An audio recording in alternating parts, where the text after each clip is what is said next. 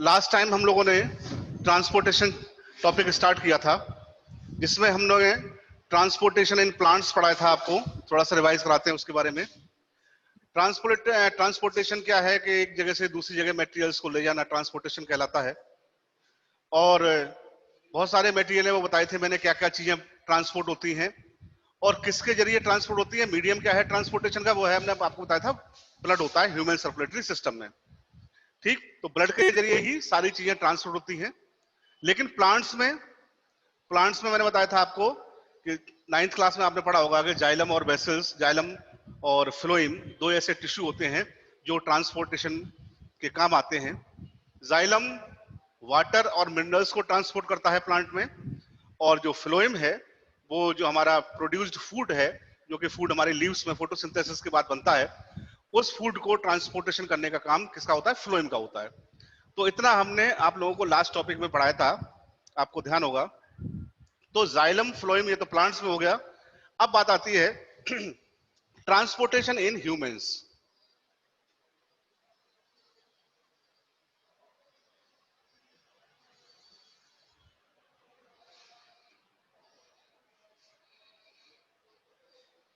देखिए, ह्यूमंस में जो ट्रांसपोर्टेशन होता है वो ब्लड के थ्रू होता है, मैंने बताया था आपको। और ह्यूमन बीइंग्स में जो ट्रांसपोर्टेशन होता है ब्लड, उसके पार्ट्स भी बताए थे मैंने कि 4 कंपोनेंट्स होते हैं ब्लड के: प्लाज्मा, आरबीसी, डब्ल्यूबीसी और प्लेटलेट्स। चारों के फंक्शन भी मैंने लास्ट टॉपिक में आपको पढ़ाए थे, शायद ध्यान होगा। अब जो ह्यूमन बीइंग्स में जो ट्रांसपोर्टेशन होता है, इसको हम सर्कुलेटरी सिस्टम भी बोलते हैं, सर्कुलेटरी सिस्टम इन ह्यूमंस। और ये सर्कुलेटरी सिस्टम 9th में आपको हमने पढ़ाया था, 2 टाइप का होता है, एक क्लोज्ड सर्कुलेटरी सिस्टम और एक open circulatory system. Open circulatory system वो होता है जिसमें कि हमारा पूरा का ब्लड, जिन एनिमल्स में पाया जाता है उसमें पूरा ब्लड जो होता है वो पूरी बॉडी कैविटी में भरा रहता है, यानी कहीं भी किसी प्रकार की ट्यूबल्स के अंदर नहीं होता। लेकिन क्लोज सर्कुलेटरी सिस्टम में क्या होता है कि पूरा जो सर्कुलेशन सिस्टम होता है, यानी जो ब्लड हमारे बॉडी में फ्लो होता है, वो ट्यूब्स के जरिए ट्रांसपोर्ट होता है, एक जगह से दूसरी जगह जाता है। और उन ट्यूब्स को क्या बोलते हैं? ब्लड वेसल्स, जिनको हम नसें बोलते हैं। ठीक है, तो ब्लड वेसल्स के अंदर ही ब्लड केवल ट्रांसपोर्ट होता है, फ्लो करता है। ऐसे टाइप के सर्कुलेटरी सिस्टम को हम क्लोज्ड सर्कुलेटरी सिस्टम बोलते हैं। ठीक, अब ओपन में क्या होता है? एब्डोमेन कैविटी वगैरह पूरी बॉडी में भरा रहता है। ठीक, क्लोज्ड में केवल ट्यूब्स के अंदर, यानी ब्लड वेसल्स के अंदर रहता है। तो जो ब्लड होता है हमारे किसके अंदर होता है? ब्लड वेसल्स के अंदर। और ये ब्लड वेसल्स 3 टाइप की होती हैं। पहला आर्टरीज, दूसरा वेन्स और तीसरा कैपिलरीज। ठीक है, ये 3 टाइप की ब्लड वेसल्स हमारी बॉडी में पाई जाती हैं, आर्टरीज, वेन्स और कैपिलरीज। जो आर्टरीज होती हैं ये थिक वॉल्ड ब्लड वेसल्स होती हैं। थिक वॉल्ड यानी इनकी जो वॉल होती है वो कैसी होती है? थिक होती है, मोटी होती है। क्योंकि इसमें ब्लड का प्रेशर अधिक होता है इसलिए मोटी होती है नेचुरली, जिससे कि बस्ट ना हो। और जो थिक वॉल्ड होती है हमारी स्किन के थोड़ा अंदर होती है, नीचे होती है, जिससे ऊपर जो दिखाई पड़ती है वो आर्टरीज नहीं है। जो ऊपर नसें दिखाई पड़ती हैं वो आर्टरीज नहीं है, दे आर वेन्स। तो जो हमारी आर्टरीज होती हैं वो स्किन के थोड़ा नीचे होती है, ऊपर से नहीं दिखाई पड़ती। और इसमें जो ब्लड बहता है, फ्लो होता है, वो कहां से कहां होता है? फ्रॉम हार्ट से अदर बॉडी पार्ट्स, यानी हार्ट से जो ब्लड जाता है और जो बॉडी पार्ट्स में पहुंचता है वो आर्टरीज के द्वारा पहुंचता है। और ये आर्टरीज में जो होता है ये ऑक्सीजनेटेड ब्लड रहता है, यानी वो ब्लड जिसमें ऑक्सीजन मिक्स हो, इसको हम ऑक्सीजनेटेड ब्लड भी कहते हैं और प्योर ब्लड भी बोलते हैं। तो ऑक्सीजनेटेड ब्लड जो बहता है वो आर्टरीज में बहता है। इसके भी एक्सेप्शंस हैं। एक एक्सेप्शन है कि जो पल्मोनरी आर्टरी होती है उसमें प्योर ना होकर इम्प्योर रहता है, वो आपको हम बताएंगे बाद में। इसी तरीके से वेन्स जो होती हैं ये थिन वॉल्ड होती हैं, इनकी वॉल थिन होती है और ये स्किन में ऊपर पाई जाती है, जो आपको ऊपर दिखाई पड़ती है वेन्स होती है। और इसमें जो ब्लड होता है ये बॉडी पार्ट से हार्ट की तरफ आता है, बॉडी पार्ट से हार्ट की तरफ। और इसमें जो ब्लड होता है वो कैसा होता है, डीऑक्सीजनेटेड, यानी इम्प्योर ब्लड होता है इसमें, डीऑक्सीजनेटेड। इम्प्योर का मतलब क्या है, जिसमें कार्बन डाइऑक्साइड गैस मिक्स हो। यानी कि प्योर ब्लड कौन सा होता है, जिसमें ऑक्सीजन मिक्स होती है, और इम्प्योर कौन सा होता है, इसमें कार्बन डाइऑक्साइड गैस मिक्स होती है। ठीक। तीसरी आती है कैपिलरीज। ये बहुत ही नैरो ट्यूब्स होती हैं, बाल की तरह स्ट्रक्चर होती है, और ये हमारी जो है जो कैपिलरीज हैं, ये आर्टरीज और वेन्स के जंक्शन पॉइंट पर पाई जाती हैं। यानी आर्टरीज और वेन्स जहां मिलती हैं, जैसे मान लीजिए ये आर्टरी है आ रही है, और ये कैपिलरीज होंगी यहां बहुत पतली पतली, और ये मिलके वेन्स, ये वेन हो गई, ये आर्टरी हो गई, ये वेन हो गई। तो बीच में जो ये जंक्शन पॉइंट है, ये यहां पर कैपिलरीज पाई जाती है। ठीक है, तो ये तीन टाइप की ब्लड वेसल्स हो गई, आर्टरीज, वेन्स और कैपिलरीज। ठीक, समझ में आया बेटा? ठीक। अब बात आती है कि ह्यूमन सर्कुलेटरी सिस्टम।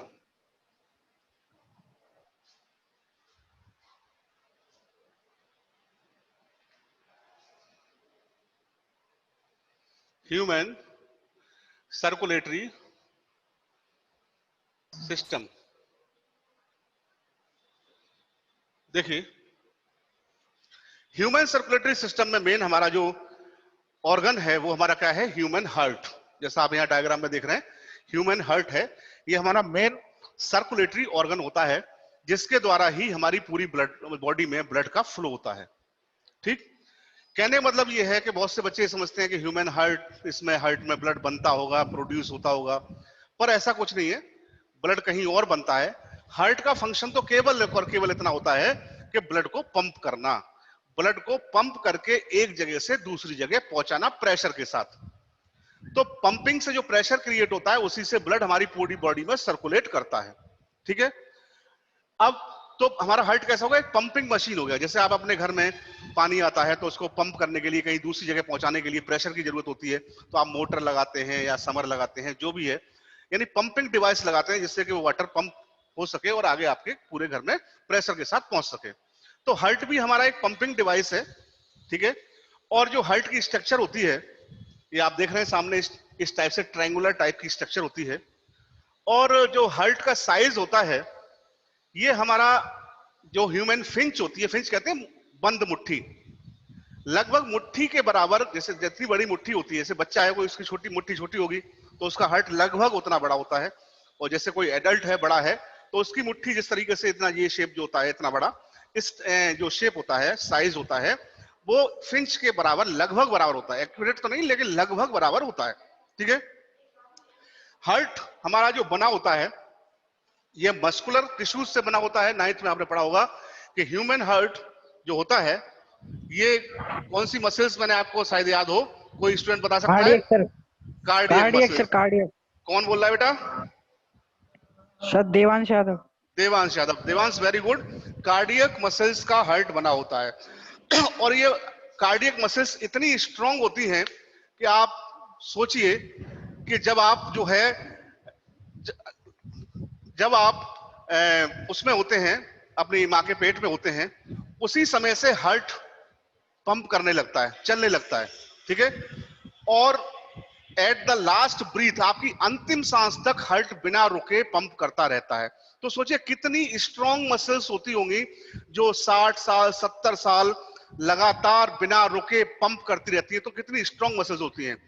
आप एक एक्सपेरिमेंट करके देख लेना, एक बैलून में पानी भरना। ठीक है।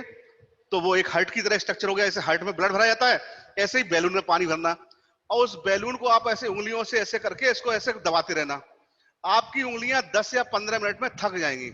फिर आप बिल्कुल दबाने के काबिल नहीं रहोगे कि उस ब्लड, जो बैलून है, उसको पंप करने के। तो आपकी उंगलियां 15 मिनट में थक जाती हैं, और यही काम आपका जब हार्ट करता है, और वो लगातार पूरी जिंदगी इस तरीके से पंप करता रहता है और थकता नहीं है। तो सोचिए आप कितनी स्ट्रांग मसल्स होती हैं ये कार्डियक मसल्स, कि इनकी स्ट्रांगनेस बहुत ही ज्यादा होती है कि लास्ट ब्रीथ तक आपके पंप करता रहता है। ठीक है। तो कार्डियक मसल्स स्ट्रांगेस्ट मसल्स हमारी बॉडी में, ठीक है, उनका बना होता है। अब बात आती है इसकी स्ट्रक्चर की। तो जो इसकी आउटर मोस्ट स्ट्रक्चर है, जो आउटर मोस्ट वॉल है, ये भी मस्कुलर वॉल होती है, और इसका नाम होता है पेरिकार्डियम। क्या नाम होता है? पेरिकार्डियम। और ये पेरिकार्डियम जो है हार्ट को झटकों से बचाता है। छोटी मोटी जैसे हाथ में आपके चोट लग जाए, हाथ लग जाए, आप टकरा जाए किसी से, तो जो शॉक लगता है उससे उसको हार्ट को प्रोटेक्ट करती है, हार्ट जो है ब्लास्ट ना हो, बस्ट ना हो। ठीक है, तो ये सबसे बाहर की जो लेयर हो गई, ये कौन सी हो गई? Pericardium layer. ठीक है, पेरिकार्डियम लेयर से बना होता है। दूसरी चीज, हार्ट में एक बीच में सेपरेशन वॉल होती है जो लेफ्ट साइड को राइट साइड से सेपरेट करती है, और इस जो सेपरेशन वॉल है इसका नाम होता है सेप्टम। क्या नाम होता है? सेप्टम। ठीक है, ये सेप्टम का काम क्या है कि राइट साइड के जो चैम्बर्स हैं उनको लेफ्ट साइड के चैम्बर से अलग करना, सेपरेट करना। ठीक, तो ये पेरिकार्डियम इसकी आउटर मोस्ट कवरिंग हो गई, बीच में इसके सेपरेशन वॉल हो गई, इसका नाम सेप्टम हो गया। उसके बाद हार्ट, हमारा जो ह्यूमन हार्ट होता है उसमें 4 चैम्बर होते हैं, एक ऊपर लेफ्ट साइड में, एक ऊपर राइट साइड में, एक लेफ्ट साइड में नीचे, और एक राइट साइड में नीचे। लेफ्ट साइड में जो अपर मोस्ट चैम्बर होता है इसका नाम होता है एट्रियम या ऑरिकल। दो नाम होते हैं, एट्रियम कहो या ऑरिकल कहो। ठीक है, ऐसे ही जो नीचे चैम्बर होता है इसका नाम होता है वेंट्रिकल। ठीक, क्लियर? वेंट्रिकल होता है। ऐसे ही राइट साइड में ऊपर का जो चैम्बर है वो भी एट्रियम है, और नीचे का है ये भी वेंट्रिकल है, लेकिन नाम अलग अलग हम कर देते हैं। ये इधर लेफ्ट साइड में एट्रियम है, ये लेफ्ट एट्रियम। लेफ्ट साइड में जो वेंट्रिकल है वो लेफ्ट वेंट्रिकल, राइट साइड में जो एट्रियम है वो राइट एट्रियम, और जो राइट साइड में जो वेंट्रिकल है वो राइट वेंट्रिकल कहलाता है। तो इस तरीके से हार्ट में हमारे 4 चैम्बर्स हो गए, left atrium, left ventricle, right atrium और राइट वेंट्रिकल। 4 चैम्बर्स हार्ट में होते हैं। ठीक है, तो ये तो हो गई आपकी स्ट्रक्चर। अब ये जो इसमें जो ये वेन्स, आर्टरीज हैं, इनका नाम भी होता है। जैसे मैंने आपको बताया कि 2 एक्सेप्शन होते हैं, जैसे मैंने बताया पूरी बॉडी में जो प्योर ब्लड, ऑक्सीजनेटेड ब्लड होता है वो होता है आर्टरीज में, और जो डीऑक्सीजनेटेड ब्लड होता है वो होता है वेन्स में। लेकिन हार्ट के संबंध में ये नाम उल्टे हो जाते हैं। जैसा मैंने अभी बताया था कि इसमें जो प्योर ब्लड है, जो प्योर ब्लड हार्ट के अंदर आ रहा है उसका नाम है पल्मोनरी वेन। ठीक, और जो इम्प्योर ब्लड निकलता है, ठीक है, उसका नाम होता है पल्मोनरी आर्टरी। तो आप ये ध्यान रखेंगे कि हार्ट में जब ये नाम होंगे तो उल्टे हो जाएंगे। आर्टरीज में कैसा ब्लड? Impure blood.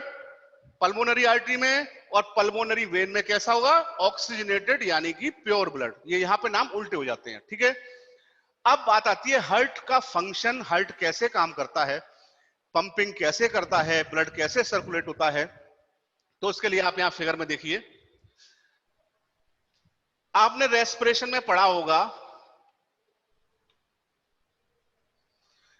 कि रेस्पिरेशन में क्या होता है कि हम सांस के जरिए इनहेल करते हैं, क्या? ऑक्सीजन अंदर लेते हैं सांस के अंदर। ठीक है, उसके बाद क्या होता है, वो ऑक्सीजन एल्वियोली के थ्रू कहां पहुंचती है? हमारे ब्लड में। ब्लड उसको ले जाता है हमारे बॉडी पार्ट्स में। बॉडी पार्ट्स में जो सेल्स होती हैं वहां माइटोकॉन्ड्रिया के अंदर एरोबिक रेस्पिरेशन होता है, ऑक्सीजन गैस यूज कर ली जाती है, वहां से कार्बन डाइऑक्साइड गैस जो बनती है रेस्पिरेशन के बाद वो फिर ब्लड में वापस आ जाती है, और फिर वो ब्लड के थ्रू आती है हमारी लंग्स में, फिर वो एल्वियोली के थ्रू हमारी बाहर निकल जाती है। ठीक है, और इस तरीके से हम उसको कार्बन डाइऑक्साइड को एक्सेल कर देते हैं। तो अब हम वहां से लेके चलते हैं कि हमारे लंग्स से ब्लड में ऑक्सीजन गैस मिक्स होके आ रही है, लंग्स से। ठीक है भाई, लंग्स में ही तो ऑक्सीजन गैस मिक्स होगी, बताया था हमने आपको रेस्पिरेशन में। अब जो ब्लड आ रहा है ये कैसा ब्लड हो गया? ऑक्सीजनेटेड, जिसमें ऑक्सीजन गैस मिक्स है। ठीक है, अब मैडम, मैडम, हेलो। तो अब ये ऑक्सीजनेटेड ब्लड पल्मोनरी वेन के थ्रू कहां पहुंचेगा? हमारे लेफ्ट एट्रियम में। ठीक है, पल्मोनरी वेन के थ्रू लंग्स से जो ब्लड आया है ये कहां पहुंचेगा? लेफ्ट एट्रियम में। अब क्या होगा? लेफ्ट एट्रियम हमारा कॉन्ट्रैक्ट होगा, इस तरीके से दबेगा। ठीक है, तो लेफ्ट एट्रियम जब कॉन्ट्रैक्ट होता है तो ब्लड हमारा कहां पहुंच जाता है? लेफ्ट वेंट्रिकल में। ठीक, जब ये कॉन्ट्रैक्ट हुआ लेफ्ट वेंट्रिकल में, जैसे ही ये रिलैक्स होता है वैसे ही लंग्स से फिर ब्लड इसमें आ जाता है, भर जाता है। अब क्या होगा? लेफ्ट वेंट्रिकल कॉन्ट्रैक्ट होगा, दबेगा ये। ठीक है, अब जो है ये ब्लड जो हमारा एओर्टा है इसको बोलते हैं एओर्टा। ठीक है, एओर्टा के थ्रू कहां पहुंच जाएगा हमारे एओर्टा के थ्रू ये पहुंच जाएगा बॉडी पार्ट्स में। ठीक है, अब एक चीज और आती है बीच में कि हमारे एट्रियम और वेंट्रिकल के बीच में वॉल्व होते हैं दोनों साइड में। यहां पे भी आप देख रहे हैं वॉल्व और यहां पे भी वॉल्व देख रहे हैं। इन वॉल्व का फंक्शन क्या होता है? इनको बाइकस्मिड ट्राइकस्मिड वॉल्व बोलते हैं। इन वॉल्व का फंक्शन क्या होता है? इस तरीके से होते हैं, ल्यूनर शेप में, चंद्राकार, इस तरीके से आप देख रहे होंगे, इस तरीके से होते हैं। अब इस तरीके से क्यों होते हैं कि कोई भी ब्लड है वो ऊपर से नीचे जब आता है तो इस तरीके से खुल जाते हैं, तो यानी कि एट्रियम से वेंट्रिकल में ब्लड एंटर कर गया। लेकिन जब ये पंप होता है तो क्या होता है? इन पे प्रेशर पड़ता है और ये इस तरीके से बंद हो जाते हैं, यानी कि वेंट्रिकल से एट्रियम में ब्लड दोबारा एंटर नहीं कर सकता। तो हमारा जो वाल्व है उनका फंक्शन क्या है कि हमारा जो ब्लड का फ्लो है वो एट्रियम से वेंट्रिकल में तो रहे, लेकिन जब वेंट्रिकल कांटेक्ट हो तो वो एट्रियम में ब्लड लौट के ना जाए, वो एओर्टा के थ्रू हमारा बॉडी पार्ट्स में पहुंच जाए। ठीक है, इसको मेन आर्टरी भी कहते हैं एओर्टा को। तो मेन आर्टरी या एओर्टा के थ्रू ब्लड निकला और कहां पहुंच गया? बॉडी पार्ट्स में।